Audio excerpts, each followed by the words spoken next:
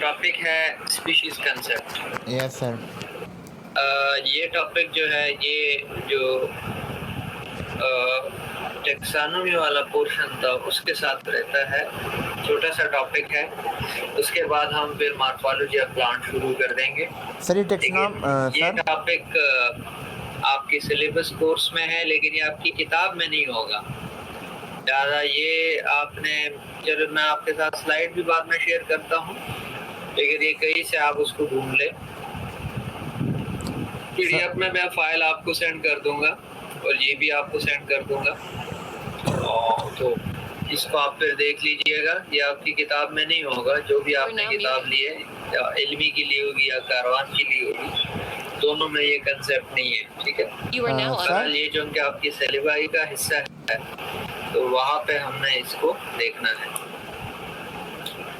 Species आप जानते हैं सर, स्पीशीज क्या है? स्पीशीज हम जानते हैं कि it is a group of similar organism. You are now muted. ठीक है, group of similar organism that can interbreed freely with one another and producing fertile offspring।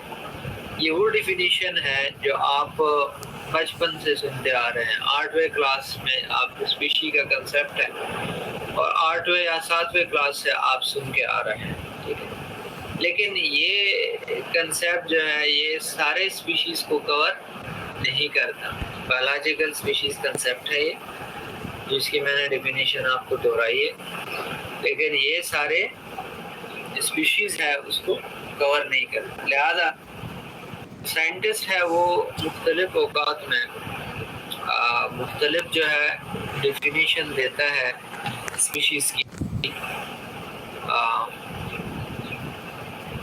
ठीक है, ताकि स्पीशीज को सही तरीके से डिफाइन किया जाए, डिस्क्राइब किया जाए, ठीक है। स्पीशीज कंसेप्ट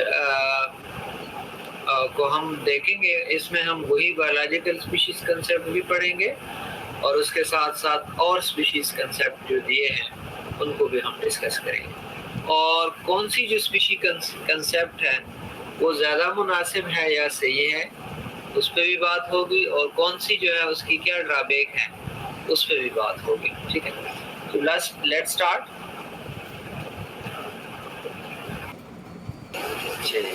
स्पीशीज कंसेप्ट, सबसे पहले इसको स्पीशीज सर फुल नजर नहीं आ रहा, डिफाइन किया था, डिस्क्राइब किया था। सर फुल नजर नहीं आ रहा। इसने डिस्क्राइब किया था, कोवियर ने किया था इसको, और कोवियर ने कहा था 1929 में कि species as the assemblage descended from one another are from common parent and of those who resemble one another। उसने कहा था कि स्पीशीज दरअसल क्या है? स्पीशीज दरअसल एक ग्रुप है, असेंबलेज है, ठीक है ना। या तो ये एक दूसरे से डिसेंड होके आए हैं, ठीक है, या फिर ये कॉमन पेरेंट से होके आए हैं, ठीक है, जो कि एक दूसरे के साथ क्या करते हैं? रिजेंबल करते हैं, ठीक है। ये स्पीशीज डिफिनीशन दिया था कोवियर ने, ये उसका कंसेप्ट था, सबसे पहले आया था। उसके बाद फिर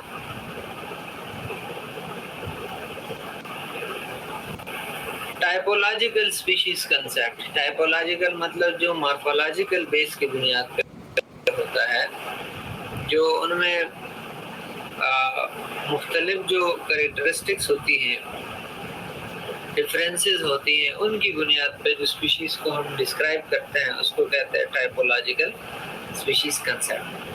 according to this species concept, the observed diversity of the universe reflects the existence of a limited number of underlying universals or types। उन्होंने कहा ये कंसेप्ट क्या कहता है कि जितनी भी डाइवर्सिटी दुनिया में मौजूद है, उनमें कोई ख़ास जो है लिमिटेड नंबर ऑफ टाइप्स है, जिसकी बुनियाद पे हम उस डाइवर्सिटी को डिस्क्राइब करते हैं, ठीक है। Individuals do not stand in any special relation to each other, being merely expression of the same type, ठीक है। जितनी इंडिविजुअल में सिमिलरिटी ज़्यादा होगी, वो एक टाइप की होगी, लेकिन अगर सिमिलरिटीज़ या एक्सप्रेशन कम से कम होगी उनकी आपस में, सिमिलर एक्सप्रेशन कम से कम होगी, तो उतना वो एक दूसरे से दूर होगा, ठीक है। और वेरिएशन इनके मुताबिक, variation is consider as an irrelevant, ठीक है। यानी सेम स्पीशी के बीच में जो वेरिएशन होता है, मैं और आप एक स्पीशी है लेकिन हम में वेरिएशन बहुत सारे हैं, तो वो इन चीज़ों को वो इग्नोर करता है। ये टाइपोलॉजिकल स्पीशीज का क्लियर कट डिस्टिंक्शन पे बात करता है।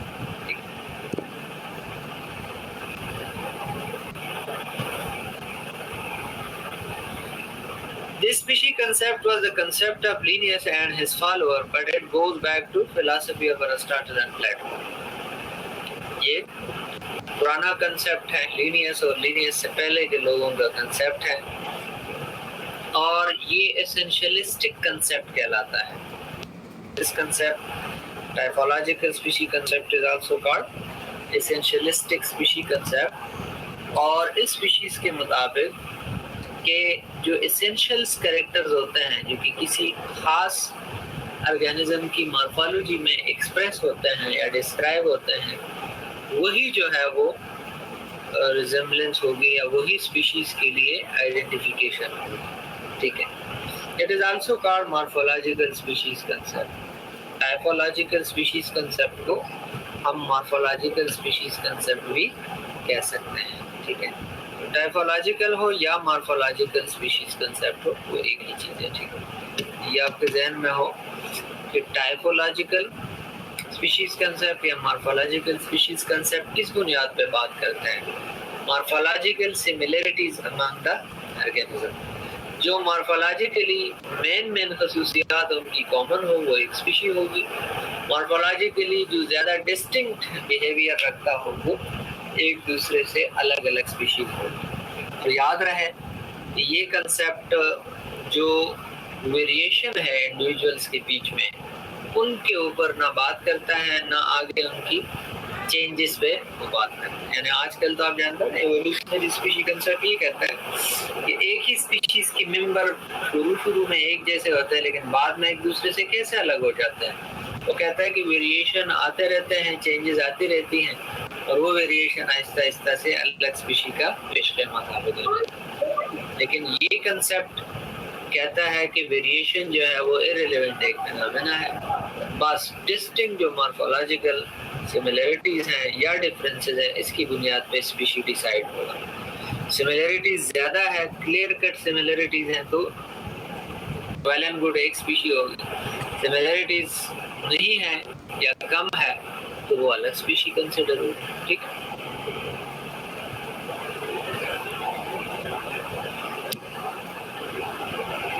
दूसरी इसके ऊपर क्रिटिसिज्म क्या है, दो उसकी रीजन है या दो वजह से उसके ऊपर क्रिटिसाइज किया जाता है।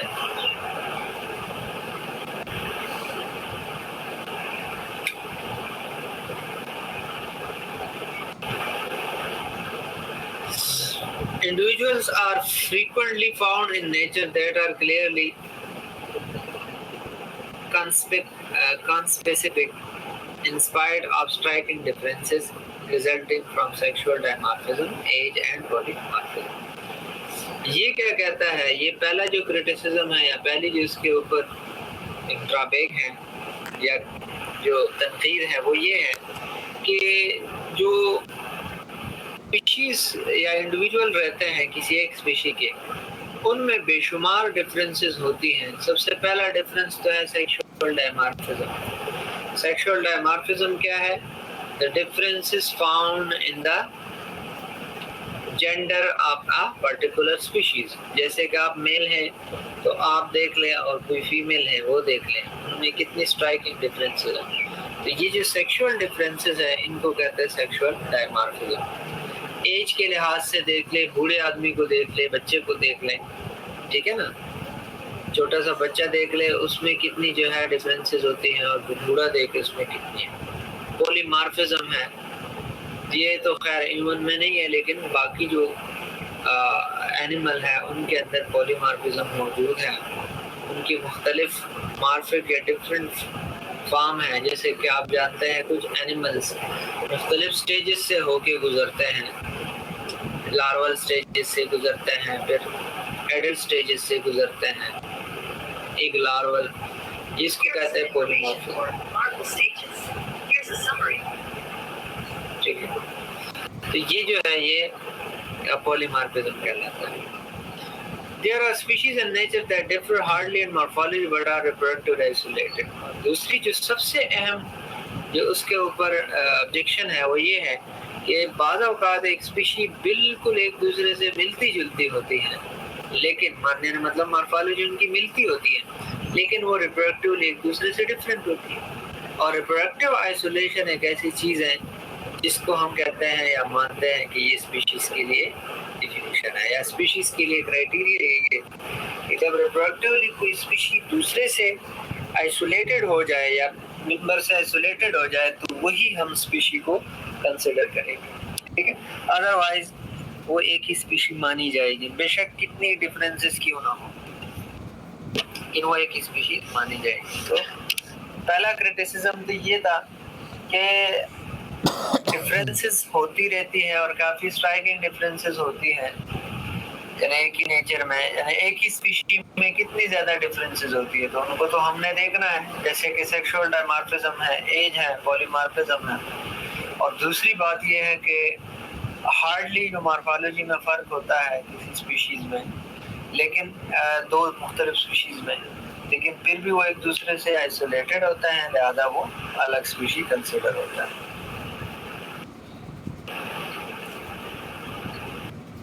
नॉर्मलिस्टिक यानी इससे पहले जो है एसेंशियलिस्टिक था, जो टाइपोलॉजिकल या मॉर्फोलॉजिकल था। अब ये स्पीशीज कंसेप्ट क्या है, ये नॉर्मलिस्टिक नॉमिनलिस्टिक स्पीशी कंसेप्ट है, यानी नॉमिनल स्पीशी कंसेप्ट है। ये फ्रांस में जो है 18th सेंचुरी में, यानी कि 17th सेंचुरी और 18th सेंचुरी, उसमें ये ज़्यादा कॉमन था। It is still use very rarely by some botanists, कुछ अभी भी उसको यूज करते हैं। They believe that only individual exist while species are man's own creation. वो ये मानता है कि स्पीशी वगैरह ऐसी कोई चीज़ नहीं है, ये इंसान के अपनी एक क्रिएशन है, तख्लीक है। असल जो चीज़ है वो इंडिविजुअल की एग्जिस्टेंस है, ठीक है। According to this concept, according नहीं है, according to this concept, nature produces only individual and nothing more. और ये कहता है कि कोई स्पीशी की कैटेगराइजेशन नहीं है, ये इंसान ने खुद तख्लीक की है, नेचर के अंदर सिर्फ इंडिविजुअल्स मौजूद होता है। They are mental concept that have been created to refer to great number of individual collective. Species को इसीलिए तख्लीक किया गया है ताकि वो ज़्यादा से ज़्यादा तादाद में इंडिविजुअल्स को रेफर कर सके या नाम दे सके। बाकी कोई स्पीशी चीज़ नहीं है, सिर्फ और सिर्फ इंडिविजुअल है, एक जैसे डिफरेंट। ये ज़ाहिर है उनका अपना कंसेप्ट है, वो दुरुस्त भी हो सकता है और गलत भी हो सकता है। सबसे बड़ा क्रिटिसिज्म उसके ऊपर क्या था कि no biologist can agree that the species is man made. ये कोई नहीं कंसिडर कर सकता कि स्पीशी मैन मेड एक कंसेप्ट है। ज़ाहिर है आपने किस ग्रुप को तो नाम देना है ना, वो चाहे ठीक है, ये लव स्पीशी जो है वो मैन मेड है, लेकिन ये ग्रुप तो मैन मेड नहीं है, ये तो नेचर ने क्रिएट किया हुआ है। सिमिलर ग्रुप है, डिफरेंट ग्रुप है, सिमिलर ग्रुप है, डिफरेंट ग्रुप है। इंसान ने सिर्फ उसको नाम दिया है स्पीशीज बस। It is now an established fact that they are product of evolution. और दूसरा ये है, तो अब हम ये भी जानते हैं कि स्पीशीज जो अलग अलग होके आए हैं दुनिया में, ये चेंजेस के साथ, वक्त के साथ साथ आने वाले चेंजेस की वजह से आए, इवोल्यूशन की वजह से आए। सबसे बड़ा जो ड्रॉबैक था इस कंसेप्ट का वो ये था कि वो मिस इंटरप्रेट करता है सिमिलरिटीज और रिलेशनशिप के बीच में, ठीक है, यानी आपस में उनका क्या ताल्लुक है और क्या चीज़ें उनमें कॉमन है, वो इस चीज़ को मिस इंटरप्रेट कर रहा है। वो सिमिलरिटीज के ऊपर तो बात कर रहा है कि सिमिलर है तो वो एक इंडिविजुअल है, सिमिलर नहीं है तो वो रिलेशनशिप कोई नहीं कायम कर रहा उसमें, ठीक है, सिर्फ और सिर्फ सिमिलरिटीज पे बात कर रहा है। Member of the species are similar to each other because of common descent. Common descent. It is not true that they belong to this taxon because they are similar as claimed by this concept. ये concept तो कहता है कि तमाम organism जो है या group जो है टैक्सन जो है वो एक दूसरे के साथ मिलते हैं, मिलते जुलते हैं, ठीक है, किसी किस्म का वो कॉमन सोर्स से नहीं आए हैं, बल्कि हम क्या समझते हैं आजकल टैक्सोनॉमिस्ट ये समझता है कि ये तमाम ऑर्गेनिज्म एक खास डिसेंट से होके आए। अब जो डिसेंट जो होके आए हैं एक कॉमन एंसेस्टर से, वक्त के साथ साथ जिसमें जितनी ज्यादा वेरिएशन हुई है उतनी ज्यादा उनमें डिफरेंसेस है, वेरिएशन कम आई है तो उतनी ज्यादा सिमिलरिटीज है। हम ये मानता है, वो ये कहता है कि नहीं, वो एक ही वक्त में क्रिएटेड है और उनमें वक्त के साथ साथ कोई मॉडिफिकेशन या चेंजेस नहीं है। जाहिर है कि ये भी एक एवोल्यूशन को ना मानने वाली कंसेप्ट है, ये भी स्पेशल क्रिएशन पे बात करती है। जैसे टाइपोलॉजिकल था वैसे ये भी था, ये भी है। ये कंसेप्ट आपके लिए ज्यादा कॉमन है या ज्यादा नोन है क्योंकि आप बचपन से यही डिफिनीशन पढ़ के आए हैं, बचपन से आप यही डिफिनीशन जो है वो पढ़ के आए हैं या आ रहे हैं। इस कंसेप्ट को किसने दिया था? मेयर ने दिया था। And according to this concept, species are the group of interbreeding natural population that are reproductively isolated from other such species. यहाँ पे जो definition किया है, हो सकता है कि आप थोड़ा सा इससे अलग करते हो कि the group of similar organisms that can freely interbreed with one another and producing fertile offspring.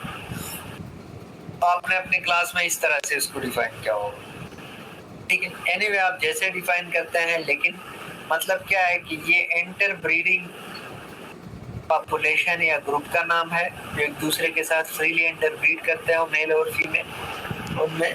और दूसरी बात ये है कि वो फर्टाइल ऑफस्प्रिंग प्रोड्यूस करते हो। और तीसरी बात ये है कि वो एक स्पीशी की जो मेंबर है वो रिप्रोडक्शन के हवाले से दूसरे मेंबर से या दूसरे स्पीशी से अलग अलग होता है, ठीक है। तीन बातें हैं इस डिफिनीशन में, इंटरब्रीडिंग पॉपुलेशन, फर्टाइल ऑफस्प्रिंग की प्रोडक्शन या रिप्रोडक्शन, और तीसरी बात कि एक स्पीशी की मेंबर दूसरी स्पीशी के मेंबर से रिप्रोडक्टिवली मुख्तलिफ होता है या डिफरेंट होता है। तो ये कंसेप्ट क्या है? ये स्पीशी बायोलॉजिकल स्पीशीज कंसेप्ट है। लेकिन इस कंसेप्ट की भी अपनी खूबियां है, अपनी खामियां है। खूबी उसकी ये है कि चलो ये तो जो सेक्सुअल रिप्रोडक्शन जिन ऑर्गेनिज्म में होता है, चाहे पौधे हैं चाहे एनिमल है, उनके लिए तो ये स्पीशी कंसेप्ट बहुत ज़्यादा मौजूद है। लेकिन जो ऑर्गेनिज्म एसेक्सुअल रिप्रोडक्शन से रिप्रोड्यूस करता है, या जैसे यूनिसेलुलर ऑर्गेनिज्म बैक्टीरिया वगैरह है, वो एसेक्सुअल रिप्रोडक्शन से रिप्रोड्यूस करता है, तो फिर उनके लिए ये स्पीशी कंसेप्ट जो है वो ज़्यादा काबिल कबूल नहीं है, बल्कि उनके लिए एक्सेप्टेबल ही नहीं है। तो this species concept is only for higher organism. Higher organism के लिए बहुत ज़्यादा मुनासिब कंसेप्ट है। Thus, this species has three separate functions. Reproductive community, मैंने आपको बता दिया कि वो एक दूसरे के साथ इंटरब्रीड करता हो, फर्टाइल ऑफस्प्रिंग प्रोड्यूस करता हो, और एक स्पीशी दूसरी स्पीशी से रिप्रोडक्टिवली मुख्तलिफ, ठीक है। पहला नंबर देख लें, member of the species from reproductive community that is individual of the species recognize each other as a potential mate. एक ही स्पीशीज के मेंबर हो तो एक दूसरे के साथ पोटेंशियली मेट कर सकते हैं, एक दूसरे के साथ मेटिंग कर सकते हैं, मेल फीमेल। दूसरी बात क्या है कि species is an ecological unit that interact each other with other species which share its environment. एक दूसरे के साथ उनका इंटरेक्शन हो सकता है, कॉमन चीज़ें जिनमें एक दूसरे के साथ वो इंटरेक्ट करेंगे एनवायरनमेंट के लिहाज से। तीसरी क्या है कि species is genetic unit that consist of large gene pool whereas an individual is merely temporary vessel holding a small portion. पूरी स्पीशीज जो है उसका एक अपना जेनेटिक पूल होता है, यानी जीन पूल होता है, और तमाम जो पॉपुलेशन है किसी एक स्पीशीज का, उसके अंदर नंबर ऑफ जीन जो है जो एक्सप्रेस होता है वो एक ही होता है। अब एक ऑर्गेनिज्म या एक इंडिविजुअल उसमें सिर्फ एक खास जीन की नंबर या तादाद होल्ड करता है या कैरी करता है।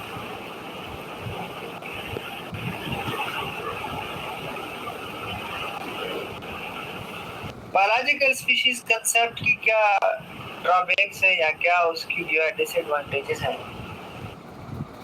इनसफिशिएंट इंफॉर्मेशन, यानी इंफॉर्मेशन ये पूरी तरह से नहीं देता। Individual variation in all forms often raises the doubt whether certain morphotypes as a separate species are only a phenomenon within a variable population। मतलब ये है कि हमें ये पता नहीं चलता कि जो इंडिविजुअल्स के अंदर जो वेरिएशन है उससे अक्सर ये डाउट सामने आता है कि आया वो जस्ट वेरिएशन है किसी एक पॉपुलेशन के अंदर, या वाकई में ये दो अलग अलग चीजें या डिफरेंट स्पीशीज हैं। Organism may look different and yet to be the same species. For example, look at these ants. You might think that they are distantly related species. In fact, they are sisters. Two ants of the species Bidol barbata fulfilling different roles in the same colony. ठीक है, अगर ये बिल्कुल एक दूसरे से different नजर आते हैं, एक दूसरे से बिल्कुल मुख्तलिफ नजर आते हैं, लेकिन लुक में डिफरेंट है, लेकिन बाकी एक जैसी स्पीशीज है। अब अगर कोई उसको दूर से देखेगा तो समझेगा कि ये अलग एंड है, ये अलग एंड है। नहीं, ऐसा नहीं है। वो सिर्फ और सिर्फ जो है वो इनकी मॉर्फोलॉजिकल डिफरेंस है, लेकिन रिप्रोडक्टिवली और जो रिप्रोडक्टिव आइसोलेशन की बुनियाद पर वो एक जैसी स्पीशीज डिफरेंट नहीं है।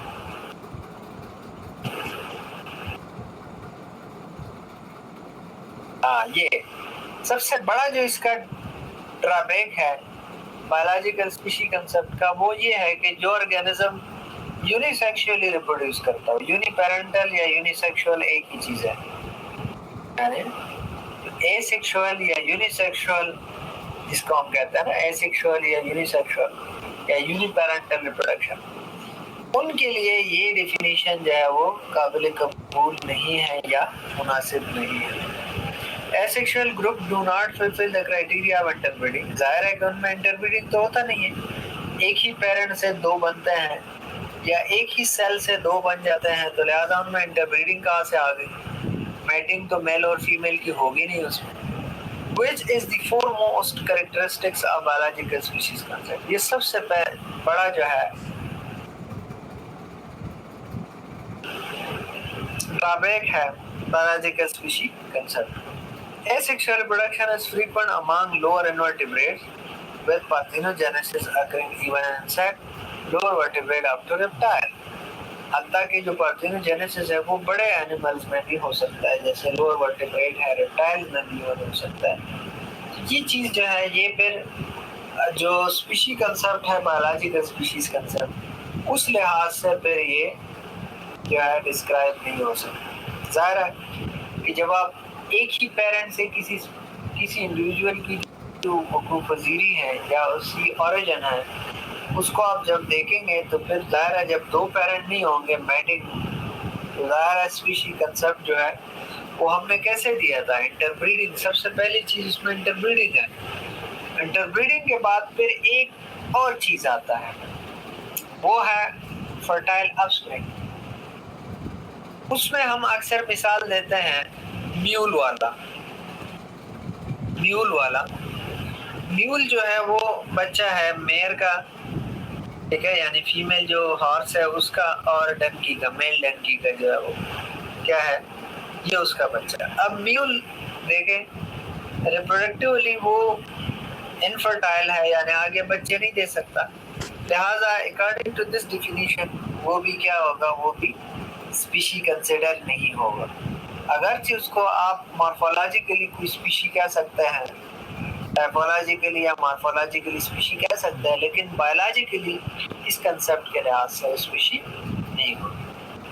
तो एक तो ये बात है कि जब तक मैटिंग की बात नहीं होगी, फर्टाइल ऑफस्प्रिंग की बात नहीं होगी, ये डिफिनेशन काबिल कबूल नहीं होगी।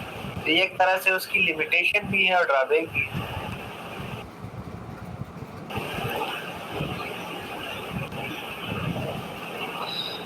Evolutionary intermediacy, organisms may appear to be alive and different species. For example, western meadow lark, ये एक परिंदा है lark, and eastern meadow lark look almost identical to one another, yet do not interbreed with one another. हाँ, जो तीसरी बात है ना interbreeding वाली, वो भी important है। आइसोलेशन की जो बात है, रिप्रोडक्टिव आइसोलेशन की, वो भी इम्पोर्टेंट है। अगर रिप्रोडक्टिवली एक स्पीशी दूसरी स्पीशी से अलग थलग हो तो बेशक आपको मॉर्फोलॉजिकली उनमें कितनी सिमिलरिटीज नजर आते हो, लेकिन वो एक स्पीशी कंसिडर नहीं होगी, वो अलग स्पीशीज कंसिडर है। ठीक है, जैसे ये दो लार्क हैं, ठीक है, ईस्टर्न मीडो लार्क है और वेस्टर्न मीडो लार्क है, तो नजर तो बिल्कुल एक जैसे नजर आता है दूर से, लेकिन ईस्टर्न और वेस्टर्न का एक दूसरे के साथ रिप्रोडक्टिव कंपैटिबिलिटी नहीं है, ये और ये आपस में रिप्रोड्यूस नहीं करते, आइसोलेटेड एक दूसरे से, लिहाजा इसको अलग स्पीशी माना जाता है।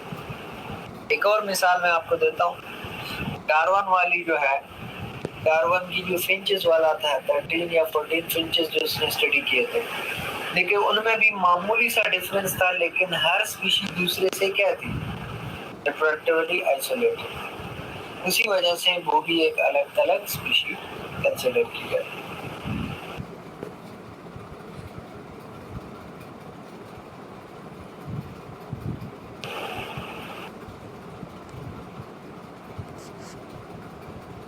Ring species. What are ring species? Ring species are species with a geographical distribution that form a ring and overlap at the end. The many subspecies of Instina, salamander, and California exhibit morphological and genetic differences all along their range. They are interbreed with their immediate neighbors, with one exception, where the extreme ends of the range overlap the southern California, E. Calabrii and E. Escoltzai do not interbreed. So where do we mark the point of speciation? अब एक species ऐसी है जिसको कहते हैं ring species, एक पूरी जो रीजन की स्पीशीज है। अब जेनेटिकली उनमें डिफरेंसेस है, लेकिन एक दूसरे के साथ इंटरब्रीड करते हैं, इंटरब्रीडिंग एक दूसरे के साथ कर लेते हैं। अब जितनी ज्यादा बॉर्डर पे स्पीशीज हैं, एक दूसरे से दूर दूर जो स्पीशीज है, बाउंड्री पे जो स्पीशीज है, उनमें इंटरब्रीडिंग नहीं होती, ठीक है ना, यानी उनमें इंटरब्रीडिंग का जो कंसेप्ट है वो नहीं है। जितने जितने नजदीकी है या एक दूसरे के साथ इंटरमीडिएट स्पीशीज है, वहाँ पे इंटरब्रीडिंग मुमकिन है, लेकिन किनारों पे जो है वो एक दूसरे से अलग अलग है। अब आप क्या समझेंगे कि ये स्पीशीज है या नहीं है, या दरमियान वाली स्पीशीज है, किनारों वाली स्पीशीज नहीं है। तो ये जो है ये भी एक तरह से बायोलॉजिकल स्पीशीज कंसेप्ट के लिए एक तरह से चैलेंज है, इसको भी समझना। जैसे ये भी एक चैलेंज है एवोल्यूशनरी इंटरमीडिएसी, कि वो एक दूसरे से बिल्कुल मिलते जुलते हैं लेकिन रिप्रोडक्टिवली आइसोलेटेड है, ठीक है। इसी तरह से ये जो रिंग स्पीशीज है ये इंटरब्रीड करते हैं, अगरचे डिफरेंसेस शो करते हैं, इंटरब्रीड करते हैं, और इंटरब्रीड भी जो दरमियान में है वो करते हैं, साइडों पे जो एक दूसरे से दूर दूर है वो इंटरब्रीड नहीं करते। तो ये भी इस कंसेप्ट के लिए समझना थोड़ा सा डिफिकल्ट है। क्रोनोलॉजिकल स्पीशीज कंसेप्ट या Chrono species, chronological species concept or chrono species are different stages in the same evolving lineage that existed at different point in time. Obviously chrono species present a problem for biological species concept. For example, it is not really possible or very meaningful to figure out whether a trilobite living 300 million years ago would have interbred with its ancestors living 310 million years ago. अब ये जो concept है वो हमें जो fossil record है यानी पुराना जो रिकॉर्ड है उसकी तरफ ले जाता है कि जो क्रोनोलॉजिकल स्पीशीज है यानी कि आपने बायोलॉजिकल टाइम चार्ट पढ़ा होगा या बायोलॉजिकल टाइम पीरियड पढ़ा होगा तो हम कहते हैं ये स्पीशी इतनी साल पुरानी है ये इतनी साल पहले ये रहती थी इस दौर में ये रहती थी तो बायोलॉजिकल स्पीशीज कंसेप्ट फिर उन क्रोनोलॉजिकल स्पीशीज को डिस्क्राइब वो नहीं कर सकता जाहिर है कि वो उस वक्त रह चुके हैं वो आपस में इंटरब्रीट करते थे या नहीं करते थे या अपने से थोड़े से दूर की स्पीशीज के साथ करते थे या नहीं करते थे ये पता लगाना या ये अंडरस्टैंड करना थोड़ा सा मुश्किल है बायोलॉजिकल स्पीशीज कंसेप्ट के लिए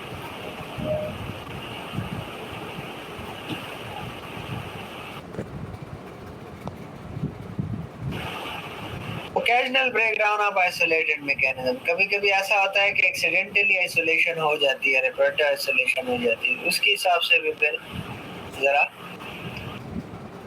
मुश्किल हो जाता है बायोलॉजिकल स्पीशीज कंसेप्ट को समझना रिपीटेड आइसोलेशन में breakdown even among good species usually this lead to the production of occasional hybrid which are either sterile or low viability and so do not cause any taxonomic difficulty. For example, mules and hinny.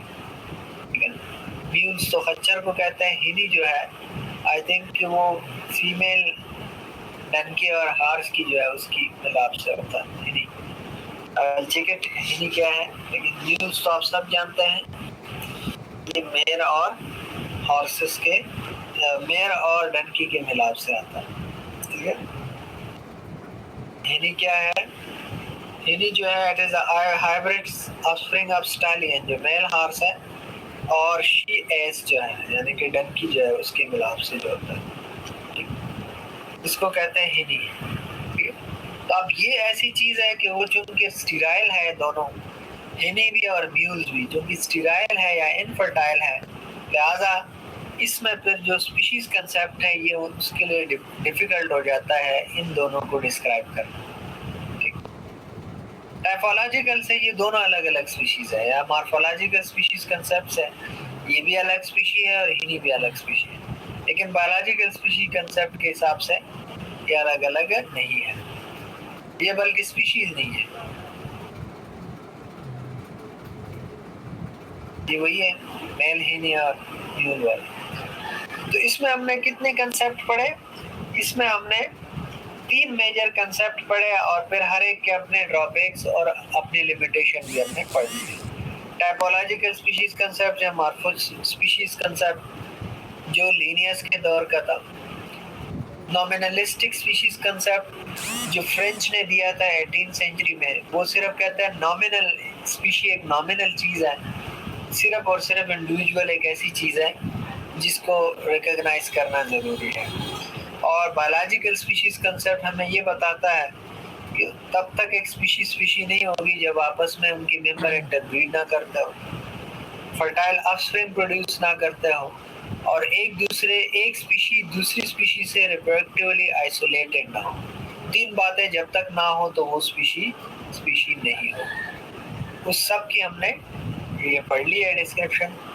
अगर इसमें आपने कोई सवाल पूछना है तो आप पूछ सकते हैं You are now unmuted. Sir ये टॉपिक एंड हो गया फिर यस सर सर मतलब ये टॉपिक एंड होगी इसका आगे कोई पार्ट होगा फैल खान यस सर सर मैं कह रहा हूँ मतलब स्पीशीज कॉन्सेप्ट का बस यहीं तक है या इसका आगे कोई पार्ट है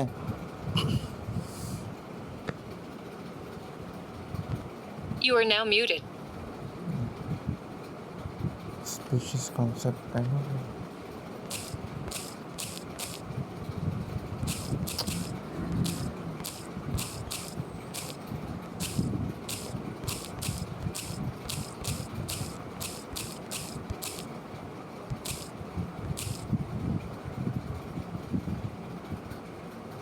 कोई सवाल नहीं है सर जी।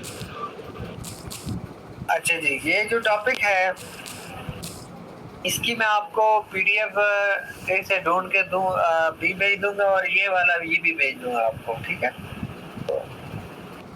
सर जी हाँ, एक बात है आपसे। जी जी। सर जी आप जिस बुक से पढ़ाते हैं ना उस बुक की पिक सेंड कर देंगे आप प्लीज? मैं तो दोनों से पढ़ाता हूँ, एक कारवान की मेरे पास पड़ी है और एक इल्मी की भी पड़ी है। जो आपने उस दिन इल्मी वाली जो आपने एक इमेज शेयर किया था किसी बुक का। सर जी मैंने शेयर किया था, वो मैं शॉप में खड़ा था, आपसे इतने मैसेज पे बात किया, आपने कॉल भी नहीं उठा रहे थे और मैसेज भी नहीं रिसीव कर रहे थे। वो मैं ज़ाहिर है कि मैं बिजी होगा या मैंने देखी नहीं थी शायद। मैंने फिर किताब की ना तस्वीर देखी है। वो 2 तस्वीरें मैंने आपको शेयर की है ना, एक थोड़ी सी ओल्ड है, मतलब है तो इसी चल के मगर नहीं अभी नहीं छपी, मतलब ये इसी की है। तो आपसे पूछा था कि कौन सी वाली ले लूं? जो नई वाली है ना वो नई वाली ले ले, क्योंकि उसमें बीएस से रिलेटेड मटेरियल है। क्योंकि आपका बीएस में आगे कन्वर्ट होगा तो आपने बीएस वाला लेना है जो नया है, जिसमें बीएस और बीएससी दोनों लिखे हैं। सर जी वो दोनों पिक मैं आपके पास दोबारा सेंड करूंगा ना, फिर आप उसमें से बता देना कौन सी वाली है। उसमें जो नई वाली है ना, मैं अभी आप देख के ना आपको फिर बता देता हूँ कि दिस वन इज ओके। ठीक है सर, वो बस आप वो टिक कर देना कि ये वाली ले ले। देखो ना, ये आपने किस पे किए थे? अपने वाले से किए थे आपने? यस सर, मैंने अपने से नंबर से भी किए थे और ग्रुप में भी किए थे। ग्रुप में तो आपने तस्वीर कोई नहीं भेजी है। 2 शेयर किए थे सर जी, अपने वाले में भी है अलग। ग्रुप में हाँ ये ठीक है। ये जो पेपर बी लिखा है ना, plant systematic anatomy and development with objective for BSc and BS 4 year program, ये ठीक है। दोनों ठीक है सर? नहीं ये वाला ठीक है। ये जो तनवीर वाली है ना ये भी ठीक है, चाहे ये ले ले। और एक आपने इल्मी का भी किया है? नहीं सर, ये दोनों एक ही राइटर के और दोनों बुक सेम है, मगर एक अभी जो न्यू बनी है ना, और ये दूसरी जो है ना थोड़ी सी ओल्ड है। दोनों एक ही बुक है, एक ही राइटर के है। जो सिर्फ जो ऊपर वाला है ना, कारवान पेपर बी लिखा हुआ है सिर्फ उस पे। जी सर। वो छोड़ दे क्योंकि ये ओल्ड है, और ये क्योंकि ये नई आई है जो दूसरा है। Yes sir. वो जो कलीजी कलर वाला है ये खरीद ले, क्योंकि ये नया है ना, ये ले। जो पीले कलर का है, जो कलीजी कलर वाला है ना वो ले ले, ग्रीन वाला ना ले। और सर जी वो ग्रीन वाला नहीं आया हुआ है। नहीं ग्रीन वाला तो सिर्फ उस पे बी लिखा हुआ है ना, पेपर बी। उसमें बीएस और बीएससी वाला कोई नहीं है कंसेप्ट। सर जी एक ही है ना, ये मैंने आपको सेंड किया है, अभी देखें ग्रुप में। नहीं अभी ये दोबारा मैं यही वाला जो अभी आपने सेंड किया है ना, ये वाला। एक की जो ऊपर वाली है ना, मैं आपको ये ठीक है, ये जो अभी आपने सेंड, ये वाला। यस सर ठीक है, पर ये हाँ जी वो ओल्ड है थोड़ी सी, और ये न्यू दूसरी वाली। नहीं ये ठीक है, मैं सेंड करता हूँ, ये देखिए सर आप। जो रेड वाली है ना, रेड वाली जो अभी सेंड किया वो ठीक है। हाँ रेड वाली ठीक है, तो ग्रीन वाली जोड़ दे। ठीक है सर, ठीक है ये रेड वाली ठीक है सर। रेड वाली ठीक है सर, फिर मैं ये ले लूंगा। ये पड़ी थी दुकान वाली को, ये शॉप की बात पड़ी थी, शॉपकीपर के वास्ते मैंने क्या है कि मैं सर से बात करूंगा तो फिर लूंगा, ऐसी लूंगा तो फिर पड़ी रहेगी मेरे पास, वो वापस भी नहीं कर रहा था। हाँ नहीं रेड वाली ठीक है, रेड वाली। मैं आपको पूछना था, वो ठीक होगा। वो ठीक है, रेड वाली ठीक है। चलो ठीक है सर, फिर मैं ये ले लूंगा ना, तो ठीक है सर। हाँ ये ले लो ना फिर, ये सस्ती में मिल जाएगी सर ये। अच्छा और ऊपर वाली तो थोड़ी सी बस कवर चेंज किया हुआ है और कुछ नहीं है, वो कह रहा था कि इसमें सेम ही है सब कुछ। अच्छा ठीक है। अच्छा जी, नए टॉपिक की तरफ चलते हैं, प्लांट मॉर्फोलॉजी हम शुरू करते हैं।